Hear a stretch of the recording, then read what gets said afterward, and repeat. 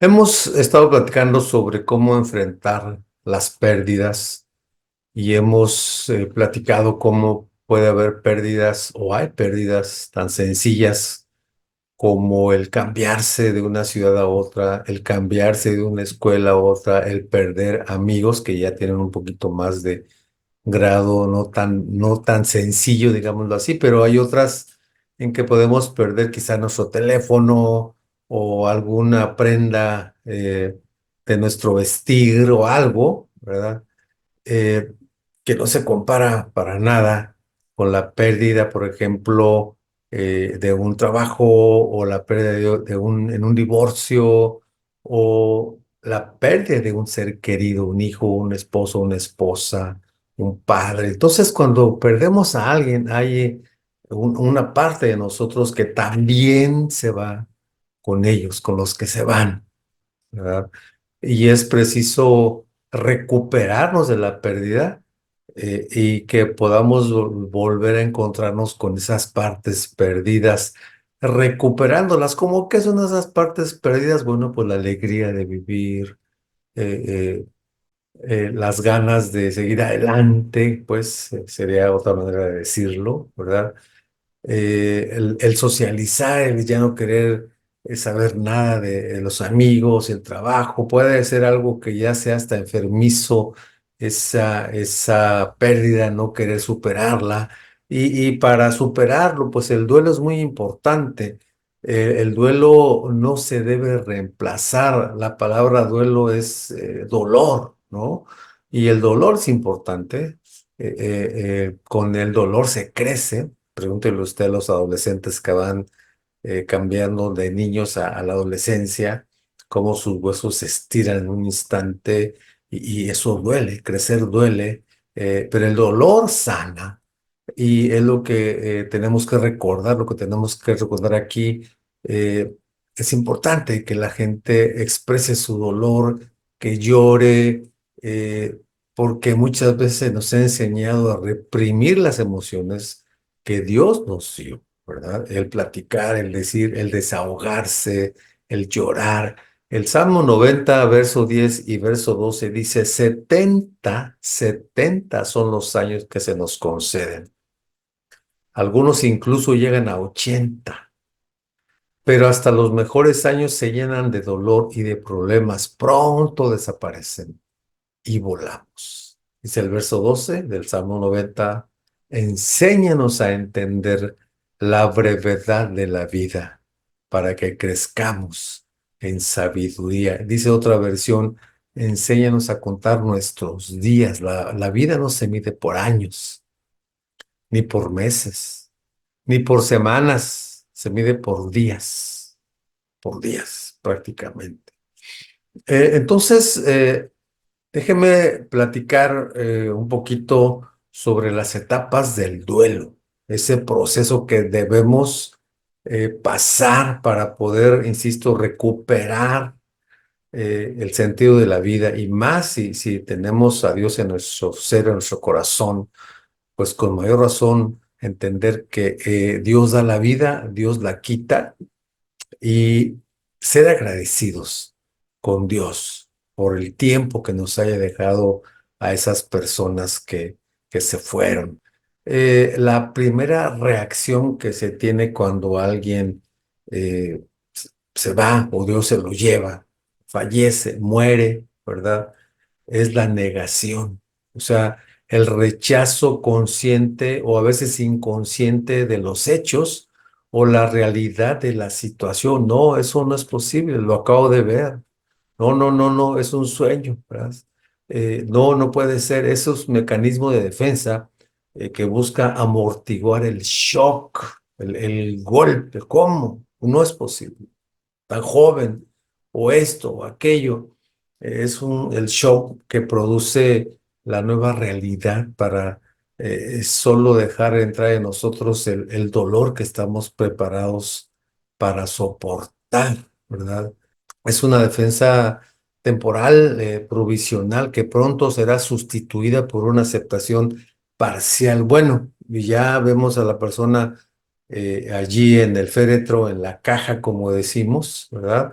es una de las cosas que nos ayudan a superar esa pérdida, el ver a la persona.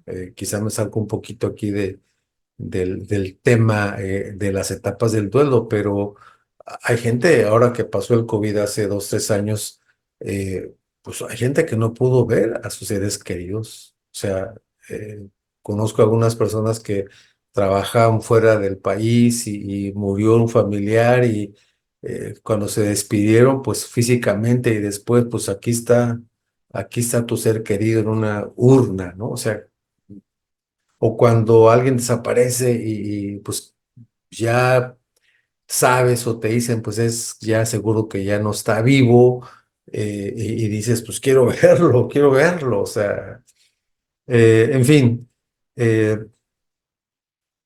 la primera forma en que enfrentamos el duelo es, la etapa primera es la negación, después viene la ira, no exactamente a veces en esa misma secuencia o no tenemos que pasar a veces todas esas etapas, pero las menciono porque puede usted estar pasando o haya pasado alguna de ellas. La ira cuando ya aceptas la muerte, primero lo negabas, ahora ya lo aceptas, pero pues al aceptarlo hay un dolor, ¿verdad? Surge esa realidad de haber perdido a la persona, duele y entonces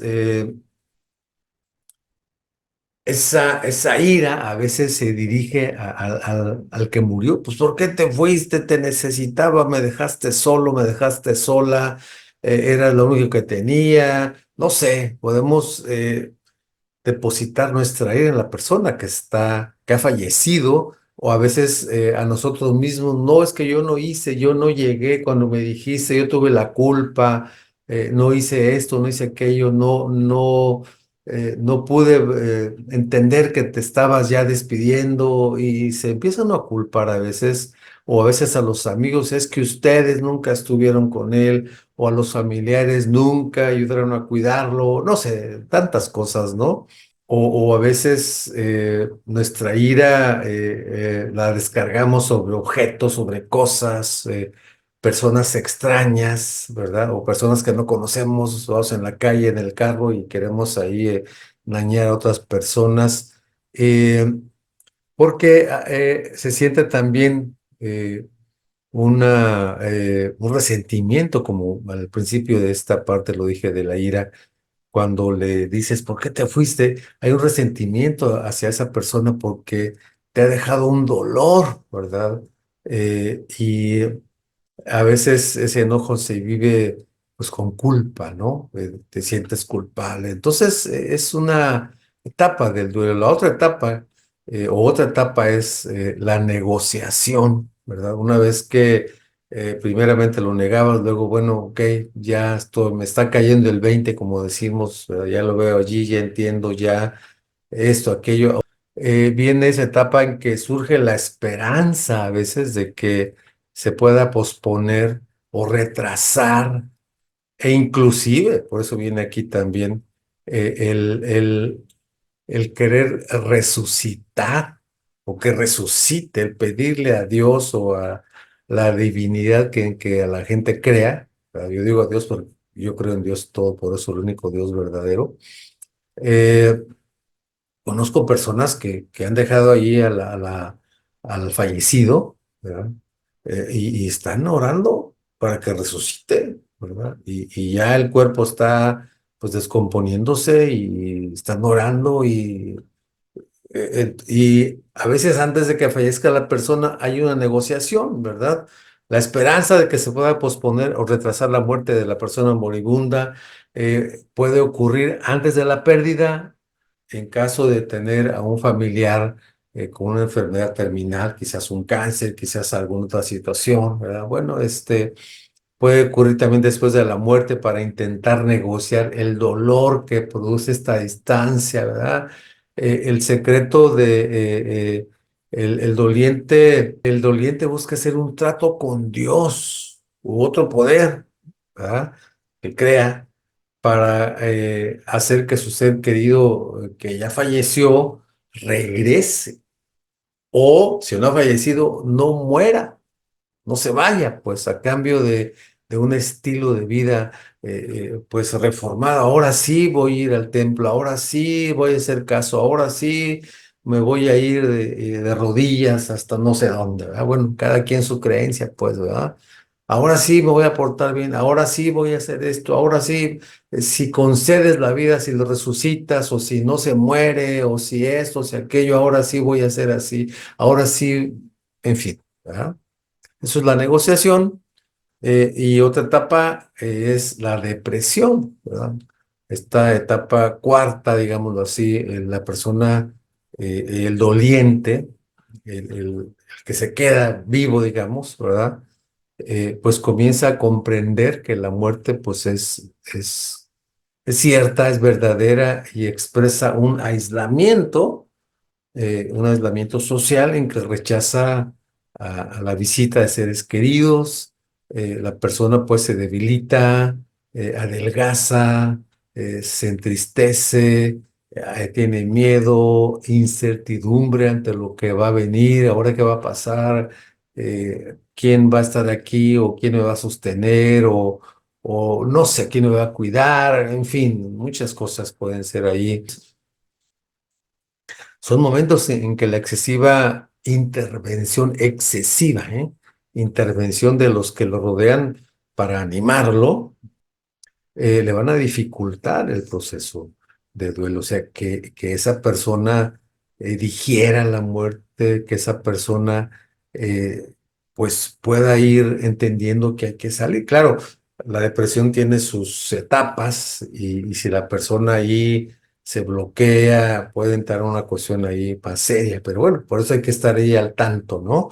Luego viene una etapa que se llama la aceptación, es el momento en donde hacemos las paces con esta pérdida, permitiéndonos una oportunidad de vivir a pesar de la ausencia del ser querido, o sea, adaptarnos a un ambiente en el cual falta lo que se perdió. Eh, no significa esa etapa que estamos de acuerdo con esa muerte, sino que la pérdida siempre será una parte de nosotros, ¿verdad? Eh, el querer de aquí de que no estamos de acuerdo significa, bueno, yo quisiera que esté conmigo, pero bueno, y se fue. Y si somos creyentes, somos hijos de Dios, bueno, Dios lo llevó, ¿verdad? Y creemos que Él está en un mejor lugar y creemos que algún día estaremos también nosotros allá con Dios y estaremos cerca de la familia, de nuestra familia. Y otra etapa que podríamos tener finalmente es agradecer a Dios. Es difícil. Es difícil dar gracias a Dios cuando alguien muere. Una de las cosas que normalmente yo como pastor hago en los funerales es dar gracias a Dios por la vida de la persona eh, que falleció, ¿verdad? E invito a la gente a que dé gracias, porque a veces nos cuesta trabajo decir gracias Dios por la vida, por los 10, 20, 30, 40, 50, 90, 100 años que vivió, en fin porque esto nos hace sufrir, ¿no? O sea, la pérdida de esa persona nos hace sufrir. ¿Cómo le voy a dar gracias a Dios porque estoy sufriendo? Bueno, la Biblia habla de eso. Eh, dice, den gracias a Dios en toda situación porque esta es su voluntad para ustedes en Cristo. Primera a Tesalonicenses 5:18. Dar gracias en toda situación. Es lo que a Dios le gusta que le demos gracias, porque todo ayuda a bien, todo es para bien.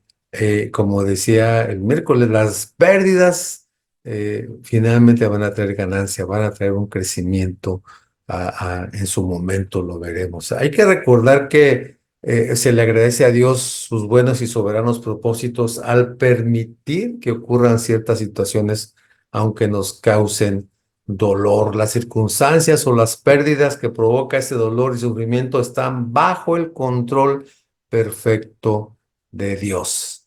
Por estas razones, porque Dios tiene el control, podemos dar gracias aun cuando no se sienta el dar las gracias, ¿verdad? O sea, no es de sentir, es de proponernos hacerlo, dar gracias, Señor, no lo siento, Dios, no siento que deba darte gracias porque me duele, pero gracias.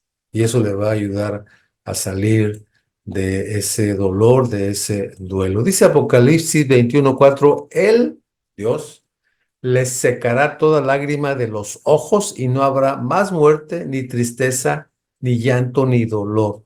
Todas esas cosas ya no existirán más cuando estemos allá con Él. Todos aquellos que creemos en Cristo como nuestro Salvador, resucitaremos, dice la Biblia, como Cristo resucitó y estaremos allá con Dios en el cielo. Dice Jeremías, convertiré su dolor, pues, en alegría, los consolaré y cambiaré su aflicción en regocijo. Bueno, todos hemos sufrido pérdidas y sufriremos pérdidas de diferentes dimensiones, pero Dios está al control, sobre todo en aquellas que nos duelen más. Dios tiene el control de las cosas y es parte de la vida. Recuerde que la misma biología dice: el hombre nace, crece, se reproduce y muere. Lo extra aquí, digamos, en la vida cristiana, en la vida con Dios a través de Cristo, es que esa persona que muere pasa a la presencia de Dios para vivir eternamente con Él. Así que, pues es una bendición el que esas pérdidas entendamos o recordemos que es una transformación de esta vida terrenal, es un cambio a una vida espiritual con Dios. Y si usted no tiene esa seguridad, bueno, pues solamente a través de Cristo Jesús. Dios le bendiga, nos vemos en la próxima, si Dios lo permite. Hasta luego.